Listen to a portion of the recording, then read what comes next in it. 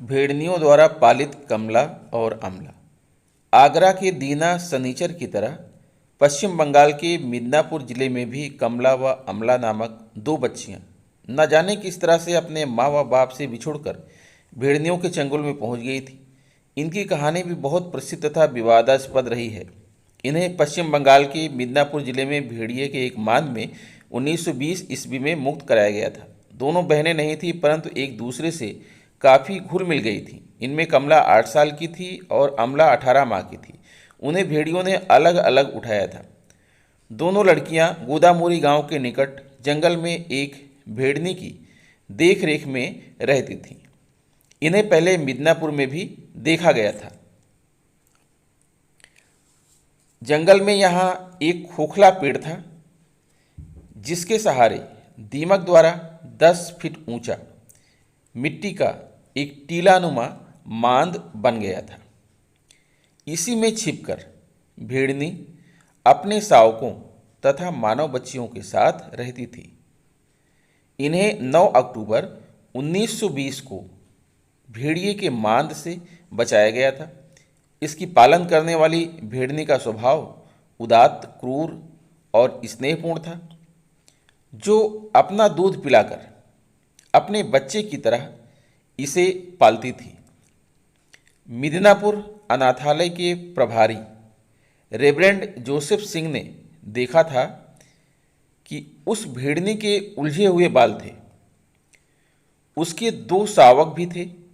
काफ़ी प्रयास के बाद इनके कब्जे में 2 मानव जीवों को उनके चंगुल से मुक्त कराया जा सका था।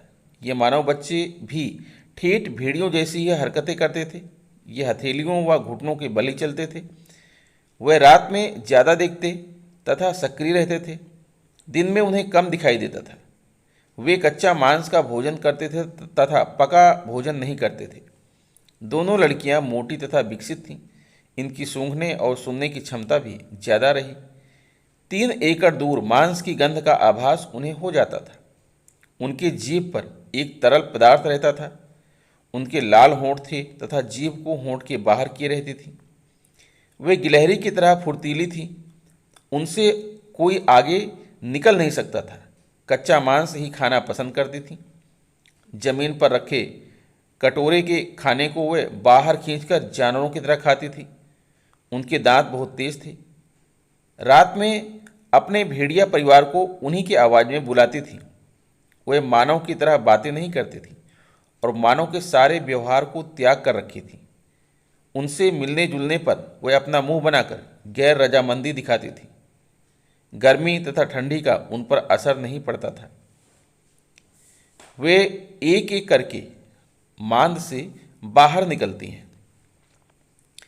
इन्हें मुक्त कराने के बाद इन बच्चियों के संरक्षक व अनाथाश्रम के संचालक श्री सिंह ने उन्हें जब पहली बार देखा तो वह उसे भूत समझ बैठे थे, परंतु बाद में उन्हें मानव जैसी आकृति तथा जानवर जैसी हलचल दिखाई दे रहा था।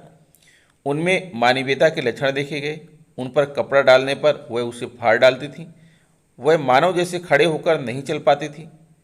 सदा हाथ पैर दोनों की सहायता से ही चलती थी। उन्हें मानव संवेदना नहीं पनपी थी और न ही उनमें मानव के प्रति कोई आकर्षण का भाव ही दिखता था। उनकी आंखें बिल्ली की तरह अलौकिक रूप में चमकती थीं। आश्रम के संचालक श्री सिंह व उनकी पत्नी ने मिदनापुर के अनाथालय में रखकर उसके पुनर्वास के लिए हर संभव प्रयास शुरू कर दिए थे। वे उसे बागवानी जैसे विधि से सुधारने का प्रयास कर रहे थे। सितंबर 1921 में दोनों बीमार हो गई थी। छोटी लड़की अमला गुर्दे के संक्रमण के कारण बीमार पड़ी और अपनी जान गंवा बैठी। इसका असर कमला के जीवन पर भी पड़ा था। वह लंबे समय तक अमला के शोक में डूबी रहने लगी थी। अब श्रीमती सिंह का सारा ध्यान कमला पर गया। वह उसे खाना खिलाने, सहलाने, मालिश करने, हमदर्दी दिखाने तथा उनका विश्वास जीतने का पूरा प्रयास करने लगी। इस पर सभी का ध्यान पूरी तरह से गया था। वह कुछ शब्द बोलना सीख गई थी। उसके बहुत तेज दांत थे। उसकी आंखों में बिल्ली की तरह एक गहरे नीले रंग की चमक थी। इससे रात में भी वह आसानी से देख लेती थी। अनाथालय में 5 साल बिताने के बाद कमला की बुद्धि में परिवर्तन देखा गया। वह कुछ बच्चों को पहचानने लगी थी। अब वह केवल थाली में खाना खाती थी।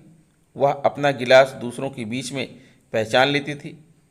वह कुछ कुछ साफ शब्द बोल लेती थी और निरंतर सीखती जाती थी।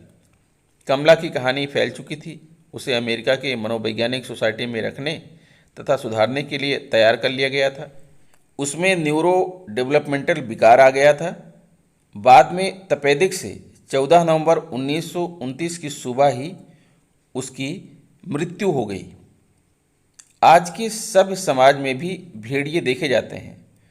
लोग इन्हें या तो मार देते हैं या भगा देते हैं। लोग उनके हिंसक वृत्ति पर ही ध्यान केंद्रित करते हैं। कोई उसके मानवीय या उदार मनोभावों को ना तो जानने का प्रयास करता है और ना ही उसकी संवेदनाएं समझने की कोशिश ही करता है।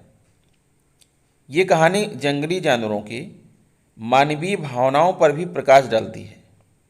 यदि हम इनको नुकसान ना पहुंचाएं तो ये हमारे लिए नुकसानदायक नहीं होते हैं।